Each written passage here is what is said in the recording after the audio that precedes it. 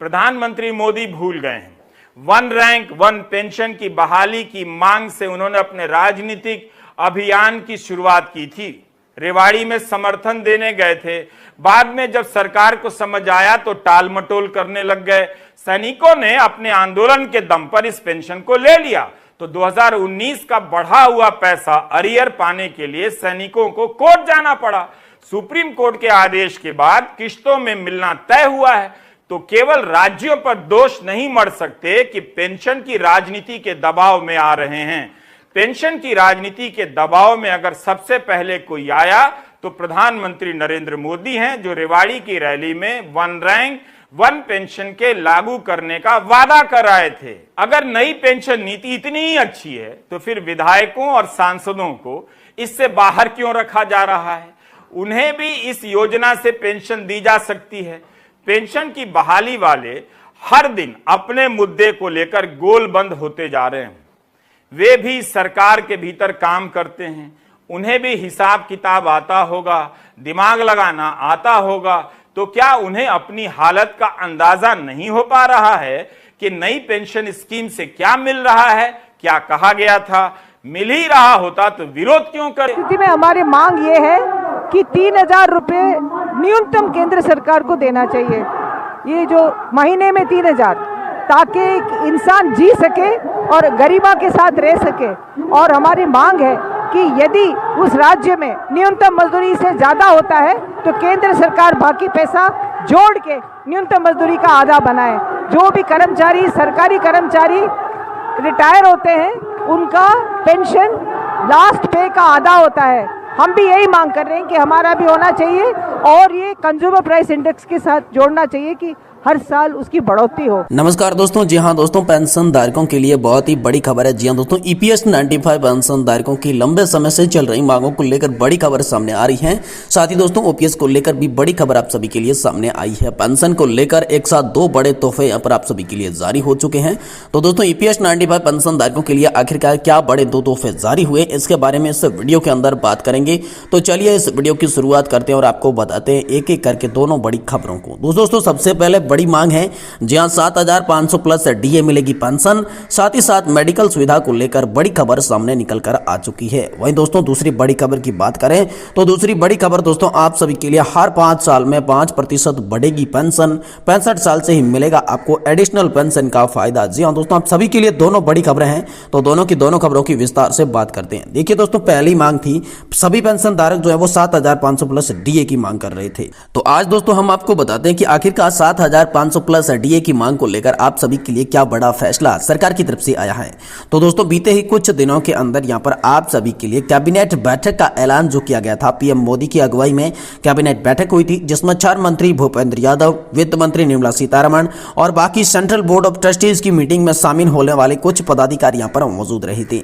जिसमें दोस्तों EPS 95 pension धारकों की तमाम मांगों को लेकर इस कैबिनेट बैठक के अंदर चर्चा की गई कि आखिरकार ईपीएस 95 पेंशन धारकों की जो मांग है 7,500 प्लस डीए, साथ ही में फ्री मेडिकल की सुविधा को लेकर आखिर में क्या फैसला किया जाना चाहिए। तो इसको देखते हुए यहां पर कैबिनेट बैठक के अंदर गौर चिंतन मंथन और विचार किया गया। जिस चिंतन मंथन विचार के बाद दोस्तों आप सभी के लिए एक बड़ा ऐलान सामने आया है, जिसमें दोस्तों न्यूनतम पेंशन 7,500 प्लस डीए उन लोगों को दिया जाएगा जिन्होंने यहां पर कर्मचारी रहते हुए या फिर किसी भी प्राइवेट सेक्टर में काम करते हुए 30 से 35 साल का कंट्रीब्यूशन लगातार ईपीएफओ के अंदर दिया है। यानी कि अगर आपने 30 से 35 साल का कंट्रीब्यूशन ईपीएफओ के अंदर किया है तो दोस्तों आप सभी को जो पेंशन है वो 7,500 मिलेगी। साथ ही वहां यहां पर बात करें मेडिकल सुविधा को लेकर तो दोस्तों मेडिकल सुविधा को लेकर बड़ी खबर यह है कि लगातार पेंशन धारकों की स्थिति दुखदिया होती जा रही है, क्योंकि पेंशन धारक जो हैं वो बुजुर्ग होते हैं। बुजुर्ग होने के कारण ही उन्हें पेंशन धारक कहा जाता है। तो पेंशन धारक जो भी होते हैं वो बुजुर्ग अवस्था में होने के कारण कई संकट बीमारियां यहां पर उन्हें घेर लेती है, जिसके कारण इलाज में यहां पर इलाज के दौरान अस्पताल के अंदर उन्हें काफी सारा मोटा खर्चे का बिल सामना करना पड़ता है।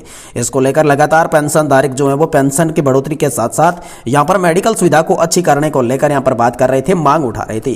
तो इसी मांग को देखते हुए केंद्र सरकार ने पिछले कुछ दिनों में यहां पर आयुष्मान भारत योजना के साथ पेंशन धारकों को जोड़ा है। आयुष्मान भारत योजना का लाभ जो है पेंशन धारकों को दिया जाएगा, जिसके तहत मेडिकल अस्पतालों में यहां पर बिल्कुल फ्री में इलाज किया जाएगा पेंशन धारक और पेंशन धारक के परिवार का, ऐसा ऐलान किया गया था। लेकिन पेंशन धारकों से बातचीत में यह पता चला है कि पेंशन धारक आयुष्मान भारत योजना से खुश नहीं है, क्योंकि आयुष्मान भारत योजना का लाभ लाभ जो है उन्हें जमीनी स्तर पर देखने को नहीं मिल रहा है, सिर्फ कागजी कार्रवाई के अंदर आयुष्मान भारत योजना का नाम है। तो इसी को लेकर पेंशन धारक मेडिकल सुविधा की मांग कर रहे थे।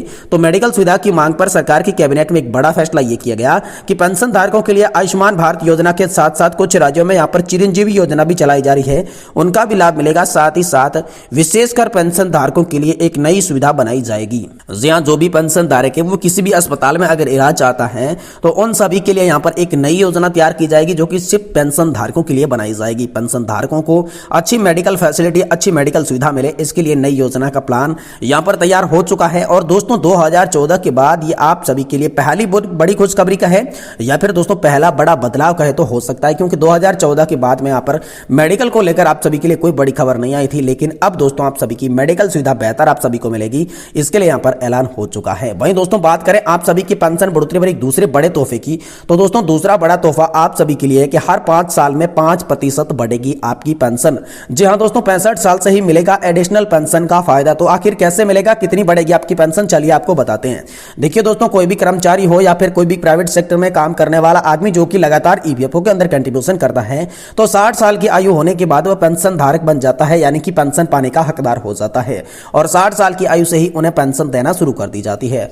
तो जो यहाँ पर 60 साल की एज में आप सभी को पेंशन मिल रही थी, तो आप अगर 65 साल के हो जाते हैं तो दोस्तों इसमें आपको एडिशनल पेंशन का फायदा मिलेगा।